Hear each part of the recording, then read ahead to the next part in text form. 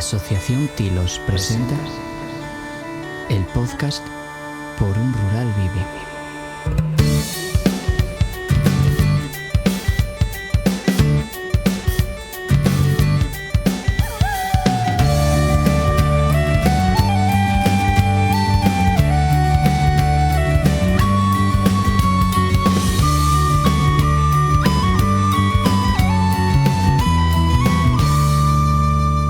Bueno, aquí estamos una semana más en otro podcast, en otro programa del proyecto Por un Rural Vivo. En anteriores episodios ya estuvimos presentando un poco el proyecto. Lo hicimos en el Concello de Regueres, en Mariñes, en el pueblo perdido de Mariñes. Otro día estuvimos también en Mieres hablando sobre minería y energía. Y hoy nos volvemos a mover, vinimos hasta el pueblo de Poles, en Salas, y estamos en concreto en la ganadería Marrón con el invitado de hoy, que es Diego Marrón. Muy buenas, Diego. Muy buenas y nada, encantado de estar aquí con vosotros.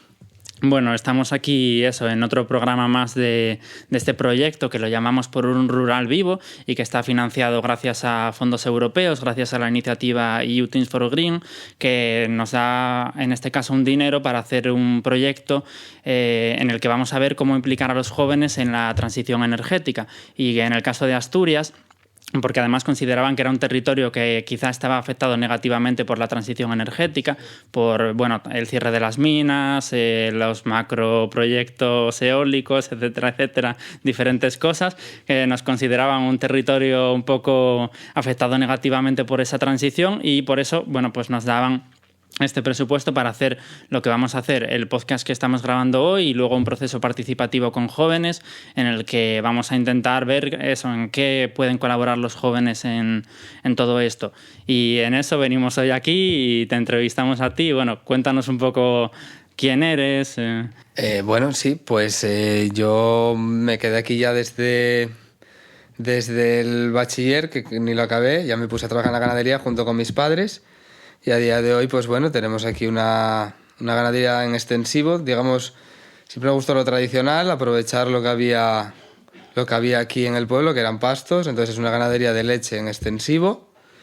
Y luego ahora también tenemos una ganadería, diversificamos un poco también hacia la carne, con un producto un poco especial que es el Wagyu, de raza japonesa.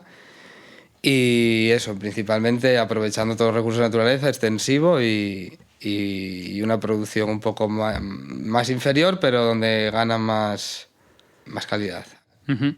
Bueno, eso, como decías, tus padres ya se dedicaban a esto y exacto. Por eso tú seguiste en el negocio familiar. Bueno, de hecho también tenemos a tu padre por aquí, así que muchas gracias por acogernos y dejarnos el espacio para esta entrevista y por participar en ella. Y estamos hablando un poco de... Me gustó ese comentario que dijiste, ¿no? De que en realidad lo tradicional ya es bastante, digamos, ecológico, incluso antes de que habláramos de lo ecológico. Sí, yo creo que... De alguna manera. Que de alguna manera también por diferenciar, porque es...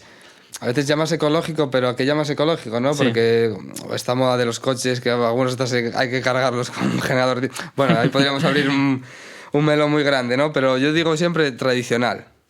Porque algo que ya hicieron los antepasados y tal, es difícil ser casi más eficiente que lo tradicional, ¿eh? Muchas veces Entonces, por eso siempre me gusta decir, sí, una ganadería tradicional, sí que súper moderna y sí que invertimos muchísimo en eficiencia energética, en que luego lo tocaremos el tema, en varios, digamos, aparatos que incorporamos y que redujimos bastante el consumo de kilovatios de electricidad y también en gasóleo en este caso, que era para calentar agua, para hacer todos los procesos de lavado, del ordeño, etcétera. Entonces sí que digamos es lo tradicional, pero siempre aprovechando las máximas innovaciones para ir intentando reducir un poco los costes de producción, porque si no... Claro.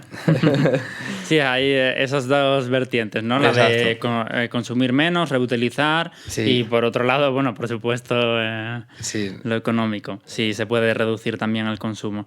En el proyecto hablamos un poco se supone que tratamos el tema de la transición energética. Si tuvieras que explicar el concepto de transición energética, ¿Cómo lo explicarías? Y sé que es una pregunta un poco difícil, por eso la vamos haciendo a los distintos invitados. Sí, bueno, por ejemplo, en el caso de la ganadería, la transición energética, por eso digo que como es tradicional, sí que se estudió el poner placas solares, por ejemplo, digamos, en cuanto a energía eléctrica, porque aquí los principales consumos que hay es aparatos eléctricos, sistemas de ordeño, etcétera, y luego gasoil, digamos, para la maquinaria. En cuanto a eso, digamos. Entonces, sí buscar a lo mejor más alternativas de cambiar la iluminación, digamos, en cuanto a electricidad, pero lo que es transición energética aquí no se inventaron tractores eléctricos, entonces tienes que seguir con lo mismo, digamos. A lo mejor sí motores más nuevos, que ahí también habríamos otro melón de si son eficientes o no, por el tema de la de Bluetooth, de esos aditivos que dan muchísimos problemas, que al final te generan unas averías inmensas, que no sé hasta qué punto es rentable o no, pero bueno, eso ya es otro melón que habría que abrir, ¿no? Pero es también cierto y hay que hablarlo, porque te dicen, sí que la transición, vale, sí, vamos a hacer que, digamos, se emitan menos partículas o como lo quieras medir en el tubo de escape, pero realmente, yo hablo por el tema de tractores o maquinaria agrícola que trabaja, digamos, con polvo, en zonas, digamos, muy discriminadas, muy malas, donde esos realmente no funcionan, esos aparatos tan, digamos, tan novedosos. Porque es complicar demasiado todos los mecanismos. Entonces, lo que es transición, habría que hacerlo intentando ahorrar lo máximo posible en no gastarlo. En no gastarlo ya desde el principio. Entonces enfocar tú, en función de dónde vivas, a lo mejor no crecer tanto en volumen, digamos, en este caso, de vacas para vender más leche, sino ser más eficiente con las mismas vacas o incluso con menos. E intentar, pues eso, reducir más el consumo energético. Sí, bueno, es una de las teorías, ¿no?, de algunas asociaciones ecologistas que abogan por el decrecimiento, porque en algunos estratos de la sociedad sí que estamos consumiendo por encima de lo que deberíamos o produciendo por encima, y bueno, pues el decrecimiento sería una de las posibilidades. Bueno, sí, es que hablar de lo que decías de la transición, digamos, energética, decías, ¿no? En el sector ganadero no veo eso, por ejemplo, de decir, vale, sí, pongo muchas placas solares. Y principalmente mi mayor gasto o nuestro mayor gasto de energía es en el ordeño de la mañana y la tarde. Casi no hay luz. Claro. Entonces, a veces hay tienes que hacer, y yo pasó en alguna ganadería que puso muchas placas solares, es una inversión cara, vas a ahorrarla en 7 años, y realmente son motores tan grandes que consumen mucho, 5.000 vatios o más, entonces no son capaces. Entonces esa inversión para a lo mejor ahorrar un 5% o... Sí, a veces choca. Cuando hablamos de esa transición energética no puede ser... Sí, no, a lo mejor una flota de autobuses que bueno, pues los cambio todos. Claro. Sí, no siempre es posible. Sin embargo, sí que hay, por ejemplo, yo en ese caso, a mí las placas solares no me salían tan rentables porque además está todo tan cambiando que dentro de 4 años igual inventan otra tecnología que la placa. Y yo, en mi caso, iba a tardar muchísimo en amortizarlas. Otro caso, por ejemplo, de electricidad, otro tipo de ganaderías que use los robots de ordeño, que esos funcionan 23 horas al día. Entonces sí, porque como están ordeñando todo el día, aprovechan las horas de mediodía, que hay más luz, y sí ahorrarían más energía. Claro. Por eso que, dependiendo un poco el tipo de trabajo que tengas, sí, transición, bueno. Sí, bueno, eso. Ahora hablábamos un poco de algunas cosas que quizá no podéis implementar o que no son tan viables. Exacto. Pero podemos hablar también de que sí que sé que tenéis algunos proyectos y algunas mejoras. Sí, por ejemplo, nosotros redujimos muchísimo el consumo de agua porque tenemos unos intercambiadores de calor y entonces refrigeramos la leche con agua antes de ir al tanque principal refrigerador. Porque nosotros hacemos los ordeños, se refrigera, se mantiene entre unos 4 grados, 3 y algo, y viene el camión a recogerla cada 2 días. Entonces tienes que mantener la leche así fría. Y son motores grandes que consumen. Entonces hacemos como un intercambiador de calor con agua, enfrías la leche, casi te la enfría a 14 grados, porque de la vaca sale a 35, entre un poco que enfría por las tuberías o así.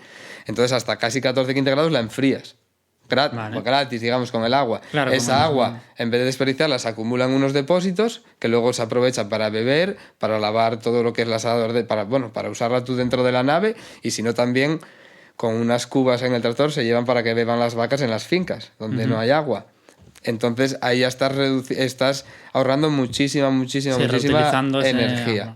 Muchísima energía porque digamos que el aparato eléctrico grandísimo, que es de 4.000 vatios o 5.000, que es el refrigerador, solo tiene que trabajar de 14 grados a 4, no de 30 y algo a 4. Sí, eso, reduces el consumo y además reutilizas el agua de la misma forma. Exacto. Y luego también de esa propia máquina, el compresor, la forma que trabaja, calentamos agua. Calentamos agua que te la sube unos cuantos grados, que sería lo mismo que unas placas solares, pero eso sería ese propio motor. Hacemos una recuperación de ese calor y lo inyectamos antes de la caldera del gasoil, para luego hacer todo el lavado del ordeño, recuperamos también agua. Entonces, por un lado, el propio motor que enfría la leche genera calor y en vez de disiparlo con un ventilador afuera, digamos al aire, se aprovecha y calentamos unos grados el agua. Y entonces también reducimos el consumo de gasoil para calentar el agua. Es súper interesante escuchar eso, como todo el proceso. Sí.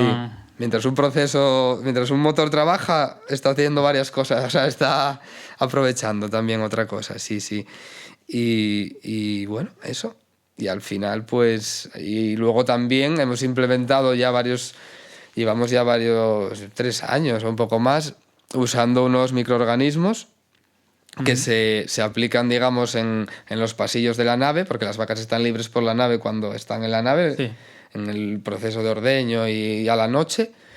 Entonces se implementan en los pasillos y se mezcla, digamos, con la mierda de las vacas y luego eso se acumula en la fosa. Y esos microorganismos lo que están es trabajando y acelerando la descomposición. Y entonces digamos que revalorizamos el purín de las vacas se revaloriza y, bueno, haciendo un breve resumen, digamos que tiene como un pH más adecuado y luego lo absorbe mucho mejor el subsuelo cuando luego se esparce en las fincas.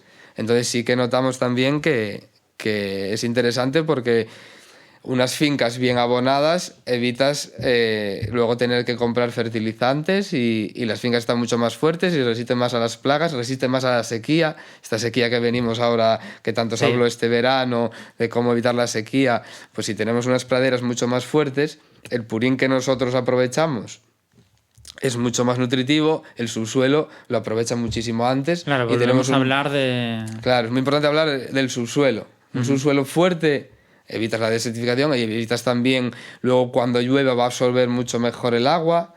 Es muy importante el subsuelo. Tener un subsuelo súper fértil y un subsuelo vivo, que se llama... Un subsuelo que tú lo arrancas un Vamos trocito. A llamarlo como el proyecto Por un rural vivo, el subsuelo, por un subsuelo vivo. Exacto.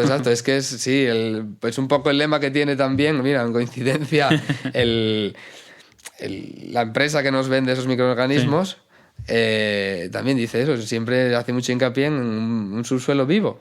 Sí. Y no, por eso es eso, como decía, súper interesante escuchar todos estos procesos que a lo mejor seguramente quien nos escucha no los conoce. A veces simplemente eso, te dedicas a consumir, por ejemplo, de una ganadería, pero no desconoces todos los procesos que hay detrás. Claro. Y es súper interesante todo eso que estáis implementando. Sí, por eso decía que es la transición, ¿no? Claro, transición hacia qué, si a veces ya... Exacto, entonces sí, transición hacia qué, bueno, pues hacia comprar menos energía, ya consumir, digamos, y luego también, si tenemos el subsuelo mucho más fuerte, tenemos más forraje, dependemos menos del forraje exterior. Que ya sabemos que el forraje exterior, pues ya sabemos todo también, dependes mucho del clima y de la especulación. Claro. Y más hoy en día que para el tema cereales también se importa mucha soja, dependes mucho de mercados exteriores y la especulación. Países. Entonces, cuanto más autosuficientes seamos, mejor. Entonces, sí, esos digamos que sí, 3 cambios importantes hacia la transición sería eso, intentar implementar motores más eficientes, digamos, dentro de la ganadería y trabajar más lo que son las tierras, tanto subsuelo como... La verdad que eso, me quedé un poco embobado con todo el discurso porque me estaba gustando mucho escucharte, Diego. Entonces, nada, por recordar a la gente que nos escucha, estamos hoy en Poles, en la ganadería marrón, grabando este episodio de Por un Rural Vivo, y ahora vamos a irnos a una pequeña descanso musical con música de nuestro también técnico de sonido, Adrián Fernández Martínez, de Wild Blue Yonder Studios, y luego volvemos y seguimos hablando un poco más contigo. Vale.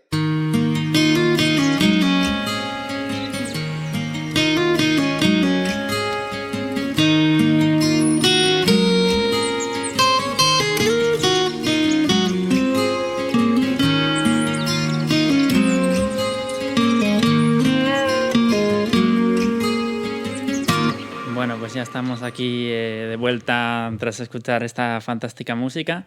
Seguimos hablando con Diego Marrón, de la ganadería Marrón. Estamos aquí en Poles, al lado de Salas.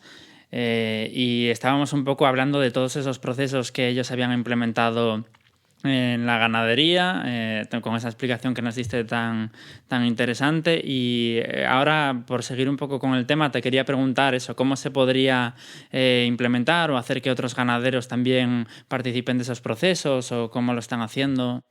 Sí, bueno, nosotros hace ya muchos años nos hicieron desde cooperativas agroalimentarias, creo recordar ahora, que creo que también fuera eso, con un proceso casi por esto de la transición de una auditoría energética. Una auditoría energética donde se nos miró también hasta casi los litros de agua caliente que consumíamos, para también por aquel entonces casi los resultados que salían de la auditoría fue eso, que nos enseñaron que nos dijeron que había un tipo de moto en variables de frecuencia para poner los motores. Entonces, claro, te hacen una auditoría y te dicen, oye, ¿por qué a ti te vendría bien esto? O te vendría bien esto claro, otro. Cosas que tú no tienes por qué saber o tener ese conocimiento. Exacto, sí, porque al final es un especialista el que viene y te hace una auditoría y te mira lo que necesitas, y eso estaría bien hacerlo, porque lo que hablábamos antes un poco de que es la transición, cada uno necesita, no se puede hacer una transición global, porque ya pasó en el caso de, con esto que está tan de moda de la emisión del CO2, etcétera. Sí. Querían implementar, volviendo un poco al tema de los purines de las vacas, de reducir, sí. Y al final con la orografía de Asturias no es lo mismo que la orografía de Castilla. Entonces, lo mejor, hacer unas auditorías energéticas y ver qué necesita, claro, en este caso ganaderías, o no es lo mismo un taxista en la alta montaña que en la ciudad, necesitar otro tipo de coche. Entonces es muy importante, primero, una auditoría de lo que sea a cada empresa, ¿no? Pienso yo. Nosotros cuando utilizamos el término a veces de transición energética y siempre le incorporamos esto que hacen algunos, que es decir que sea justa, porque al final no para todo el mundo es lo mismo. Exacto. Y habrá que adaptarlo a las necesidades y al territorio. Sí. Y eso nos pasa también un poco porque puede ser muchas normas o muchas directrices que vengan de Europa o tal, y muchas veces tienes que pelearte en primero. Bueno, a ver, eso estará bien, pero sí, tiene que ser todo un poco a la carta. Claro, no y ahí está también siempre ese hándicap de decir, oye, que esto aquí igual no me encaja, ¿no? Uh-huh. Y bueno, por hablar un poco más de otras partes que incluye este proyecto, ¿no? Que es de cómo incluir a la gente joven en todo este proceso de, llamémoslo transición, o habría que buscar otro término quizás más apropiado, al final eso, cómo podríamos incluir a la gente joven en todo este proceso, en todos estos procesos de innovación o de vuelta a la tradicional, por otra parte. Bueno, más que nada pienso que a lo mejor los jóvenes deberían de pararse un poco más. En mi caso, cuando van a hacer la cesta de la compra, mirar un poco el origen de los productos, uh-huh. Y ver también, porque ya no es solo decir, bueno, yo en mi vida privada voy a tener más eficiente el coche o la casa más eficiente. También, al final vivimos en un mundo global y consumista porque sí, porque no todos tenemos huerto ni somos autosuficientes. Entonces, cualquier cosa que compremos, mirar un poco el origen y mirar que se hayan respetado sobre todo los costes de producción. Claro. Porque es que si no estamos machacando siempre al pequeño productor, pero bien sea de pequeño productor de cualquier cosa. de cualquier cosa, no solo el sistema agroalimentario, sino de todo, ¿no? De moda, Entonces, los jóvenes más que nada que se paren, parece que tenemos una prisa en este mundo por no ir a ningún lado. Sí, mucha prisa. Pero entonces un poco de pausa cuando vayamos a comprar y mirar un poco el origen, y que hay varias iniciativas, sobre todo en el sector rural, de comprar... De comprar, digamos, al productor. Hay grupos de Telegram que se llama, bueno, no sé, hay varios, como que eres de productor a la mesa, creo recordar algo así. Sí, gente un poco, que compra grupos de consumo. Exacto, sí, que se pare, yo diría un poco de tranquilidad y de sentarse y mirar un poco el origen, que ya sé que tenemos todos prisa, que vas a comprar y te marchas, pero no solo en el sector mío, el agroalimentario, pero sino un poco moda, etcétera, todo lo que compramos. Al final, ¿no? Todo, vamos al supermercado a comprar ropa, y el origen se produjo en un país, después se llevó a otro para terminarla, y acabamos produciendo más emisiones. Tener un poco también porque aunque parezca que no, el consumidor y el joven consumidor manda mucho porque es mucho volumen el que se mueve. Entonces el consumidor empieza a tener una tendencia, cambia un poco la tendencia de consumo, de decir, oye, no, yo no compro este producto porque fue producido extracomunitario con otros. Entonces, si a unos nos exigen mucho, digamos, en cuanto a normativa restringente, y otros no, pues entonces al final, si el propio consumidor empieza a dejar en las estanterías estos productos porque no los acepta, pues ya vamos a cambiar. Entonces también eso es también esa es la transición, decir, no, ya mando yo y esto no lo tolero. Sí, al final, en ese sentido, los consumidores tienen el poder, digamos, si se unen. Exacto, sí. Y también eso sería una transición de no sé cómo llamarlo, ¿no? Una transición de hábito. Sí, un cambio de hábitos. Igual es una transición que interesa menos a determinados sectores. Bueno, ¿no? Pero los jóvenes, claro, hablando un poco de los jóvenes, sí, porque un joven, a lo mejor, decirte que se compre una vivienda más eficiente, pues no, porque a lo mejor incluso igual está de alquiler. Claro, no va a hacer una reforma. De los costes. Exacto, todo, no va a comprar un coche, dirá, no, pues sigo con mi coche aunque me gaste un poco más de gasolina, pero sí puede permitirse esta mini transición, que aunque parezca mini, porque puede ser de pocos euros al día, es brutal, que repercuta en los productores locales o más arraigados al territorio.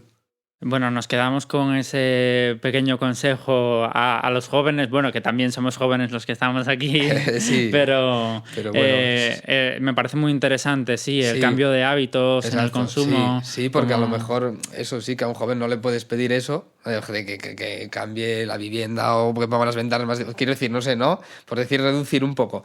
Sí. Pero si en el día a día, que a lo mejor te consumes 10 o 20 euros en la cesta de la compra, lo que sea, y ahí sí puedes hacer un poco de cambio, pienso.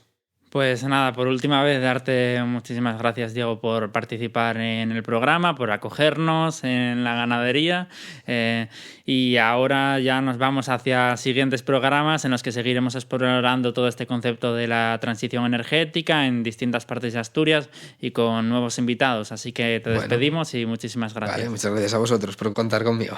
Bueno, pues nos vemos en el próximo programa de Por un Rural Vivo. Programa cofinanciado por la Unión Europea. Las opiniones y puntos de vista expresados solo comprometen a sus autores y no reflejan necesariamente los de la Unión Europea.